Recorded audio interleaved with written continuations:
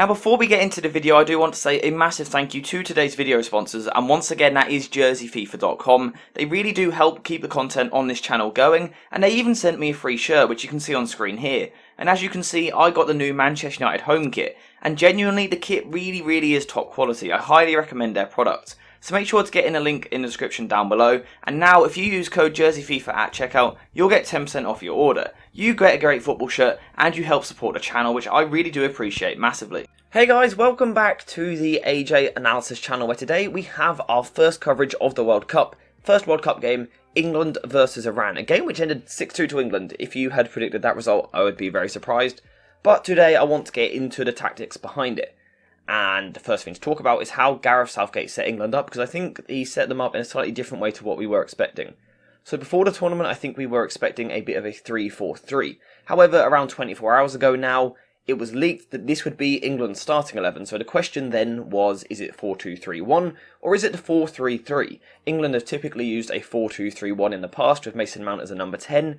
Not the case in this game. Within about 45 seconds, you could see that England were playing in a 4-3-3. And instantly that put a smile on my face, because that was the right system for England to approach this game. A game against Iran where Iran are going to try and sit behind the ball, get numbers back, defend and try and hit you on the counter-attack in transition. Now, I will try my best with some of the pronunciation of the Iran players. I'm probably going to butcher some of them. I mean, no disrespect by that. I can only apologise. I don't know how to say all of the names. But to be honest, I don't really need to talk about them too much, because they were disappointing and they let themselves down a little bit with their approach and their performance and their tactical ability in certain areas. They just simply weren't good enough. England were the complete opposite. And I thought England played and executed the way to break down a low block very well. And the main shape was essentially a 2-3-5 or a 2-3-2-3 shape. A shape which I often refer to as one of the best shapes to break down a low block. So what this was made up of was the wingers initially starting quite high and wide, Bellingham and Mount pushing slightly further forward, and then our fullbacks playing like this either side of Declan Rice, not particularly narrow at all times, sometimes narrower, sometimes wider, but we can see this 2-3-2-3, which can become a 2-3-5 if the midfielders are willing to push forward. Now, the first thing that England done well was the centre-backs. The centre-backs both had very good games on the ball, and I've got the numbers here. Between them, they completed 23 out of 28 long passes, which is really impressive. They're actually really good numbers. And that's the sort of thing where people will say, yes, England were only playing against Iran or whatever. That doesn't affect something like this. Really good long passing from England. And this was only possible because of the fact that they were holding the width. Something that Bukayo Saka in particular done really well. England having this width meant that the centre-backs could drive these balls out wide. As I always go on about on the channel, you're probably fed up of it by now, width is the most important thing when you're trying to break a team down. Because if not, a team can sit nice and compact, defend the width of their own penalty area. They can't do that if you keep switching the ball from one side to the other. So that was one thing that England done well. The other thing they done really well was the use of Mason Mount and Jude Bellingham. Now, Mason Mount is a player that I have my question marks over. Jude Bellingham is not. Jude Bellingham is wonderful. In a couple of years, he will be a world star, a global star in the world of football, on and off the pitch. He really is that special. But Mason Mount was also very impressive in this game as well. And the way that they both operated as eights was slightly different in how they both done it, but it was very effective from both of them.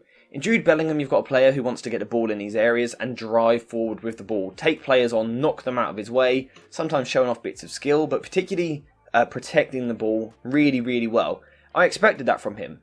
The one player that I was a bit more pleasantly surprised by was Mason Mount, and I don't mean any disrespect by that, but I just mean at times Mason Mount can go a little bit missing in these games, especially when he plays as part of a front three. Playing in a midfield three on the left-hand side of that trio suits him so much more. He played there really well in a recent game for Chelsea. This is probably his best position for Gareth Southgate to use him in.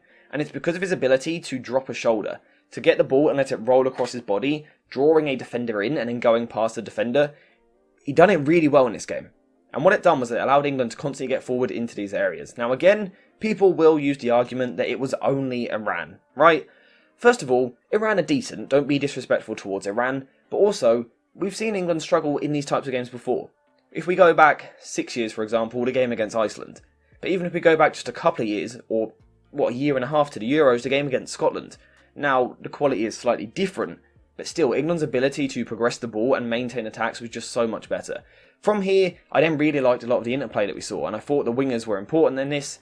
And the fullbacks, sorry, I meant to say, not the wingers, but the wingers were important as well, and Bukayo Saka in particular, right wing, very, very impressive. And for a young player to be making his World Cup debut and to play with the confidence that he did was just really, really impressive. Constantly looking to get at his man and showing the form that he's been showing for Arsenal. Constantly getting into these areas, sometimes looking to cut inside and work the ball onto his left foot, where of course one of his goals came from, but also looking to go the other way as well. Taking his man on down the line, he also occasionally linked up well with Kieran Trippier, who was able to get round and put balls into the box.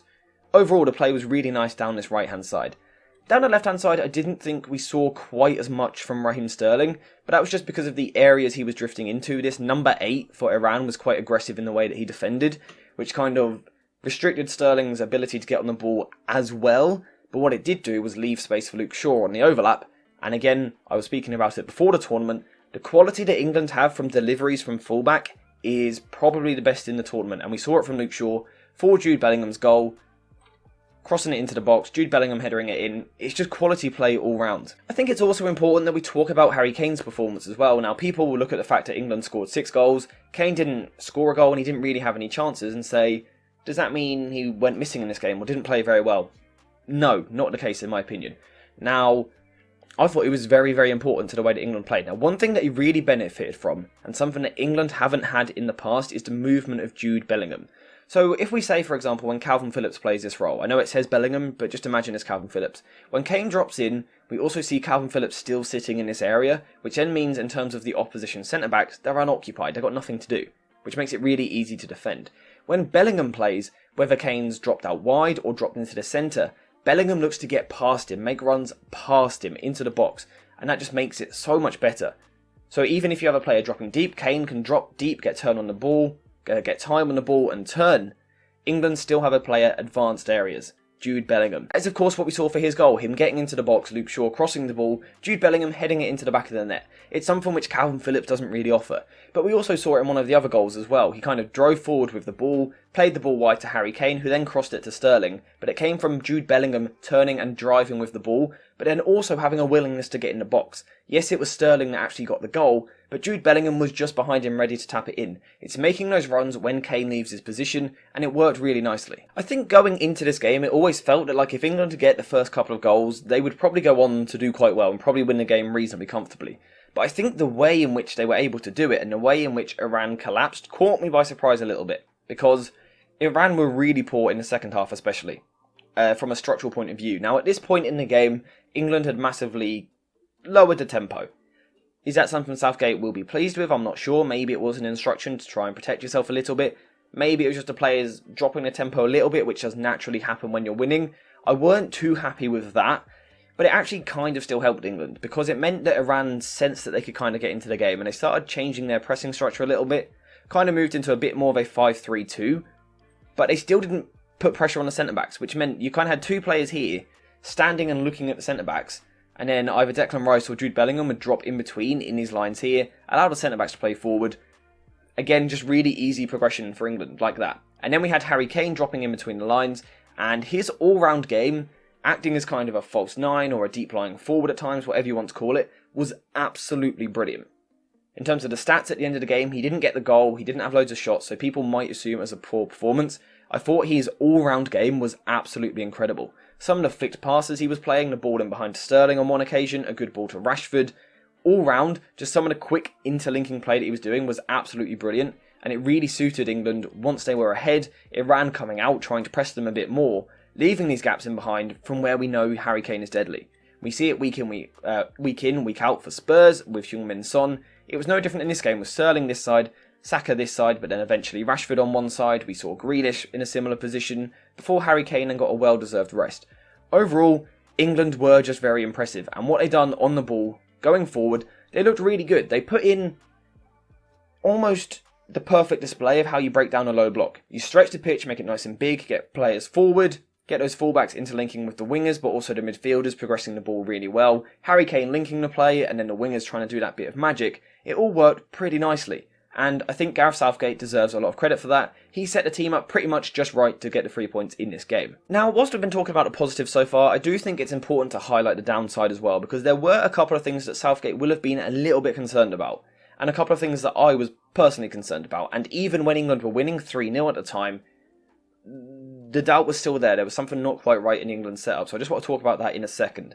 Now, like I said, I'm not just saying this because England conceded a couple of goals. If this game had been 6-0, I would have been commenting on the same things, because there was a slight issue in the structure of the build-up. Because what England do at times, and we actually see this a lot in the Premier League from teams that are trying to play in a certain way, but almost at times not quite good enough to do it, you can get caught out a bit. Now, it might have just happened because England were comfortable, so kind of took their foot off the gas a little bit, kind of weren't concentrating fully, the intensity weren't there.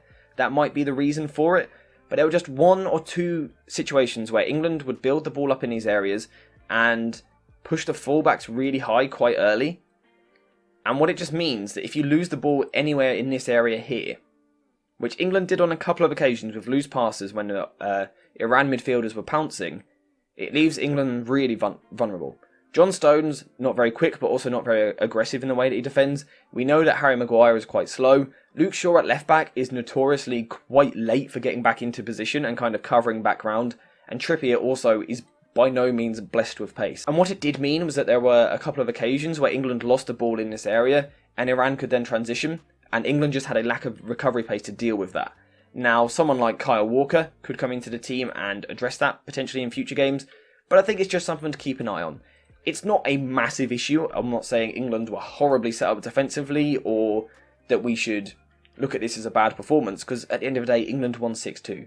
But it's something to keep an eye on because different teams, better teams, will punish you. And even the other two teams in the group will punish you more than what Iran did in this game. Despite that one little issue there, overall I thought England were really impressive. Now, like I keep saying, the intensity did drop, but I think it's okay, it's natural for that to happen, as long as England get on it again straight away in the next game. In terms of Gareth Southgate, I thought he set England up pretty much perfectly. That 2-3-5 shape is the right shape for England to use moving forward. Will he continue to use it? I'm not entirely sure. Because of those defensive frailties a little bit, I wonder if he'll change to a back three for certain games. Still very possible, we know he likes to do it, he is quite a cautious manager. But in this game, we saw a more attacking approach. Much more freedom for players like Bellingham, Mason Mount, but the fullbacks, the wingers, Harry Kane, England just flowed in general a lot better, and I also thought he made good use of the subs. Now, you will get fans saying, it was only Iran, why are England fans getting excited, why are England fans celebrating? Some of you might say it in the comments. My opinion is this: I am English, England won a match at the World Cup, I'm going to celebrate. I really could not care less who it was against or how good the performance was. I'm going to celebrate my team winning, of course I am. I don't get why people comment on things like that. Netherlands fans, they just right now literally just finished watching the game. They didn't play too great, but they won, so of course the fans are going to celebrate. I don't get this idea of, it was only blah blah blah, don't celebrate it. It's football, your team won, enjoy it. I don't get the problem there. But anyway, little rant out the way. England were really good. They beat what was in front of them, looked really impressive, and the midfield blend in particular, really, really impressive. Jude Bellingham, elite level performance. This was genuinely a world-class performance from him at the heart of the England midfield, constantly demanding the ball, making things happen in all types of situations and scenarios, and Gareth Southgate has to be pleased with what he saw. England will now be looking ahead to their next game against USA, which will be a slightly different test. Of course, I will cover that on the channel. I'm also about to watch USA-Wales myself. That should be a good game. In terms of what matches you want to see before that next England game, let me know in the comments down below. I'm looking at Argentina maybe tomorrow, maybe France. There's loads of good teams at the tournament, so let me know who you want to see videos on in the comments down below. Let me know what you thought of the England performance. Yeah, let me know what you think of the World Cup so far. Thank you guys for watching. I hope you have enjoyed the video. Actually, quickly, VAR, let me know what you think. Absolute shocker in this game. But I can't be bothered to get into it. Thank you guys for watching. I hope you have enjoyed the video, and I'll see you in the next one.